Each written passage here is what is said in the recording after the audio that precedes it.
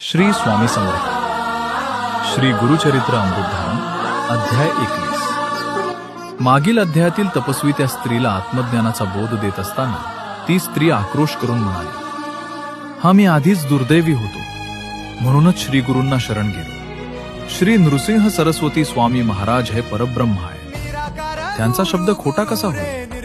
त्या स्त्रीची दृढ श्रद्धा पाहून तपस्वी तिला मुलास घेऊन श्री गुरूंच्या सानिध्यात संगमावर घेऊन जाण्यास सांगतात. औदुंबरापाशी आल्यावर त्या माता पित्यास झोप लागली तेव्हा तिच्या स्वप्नात एक जटाधारी दिव्य पुरुष दिसला व विप्र स्त्रीच्या मुलाच्या तोंडात प्राणवायू भरला. तात्क्षण त्या स्त्रीचा मुलगा जिवंत झाला व उठून बसला. त्यानंतर त्या विप्र स्त्रीला जाग आली तेव्हा मृतपुत्र जिवंत पाहून तिला विश्वासच बसेना. झालेली हकीकत तिनं पतीला सांगितली. दोघांनी स्नान करून औदुंबराची व श्री गुरु पादुकांची पूजा करून श्री गुरूंची क्षमा मागितली.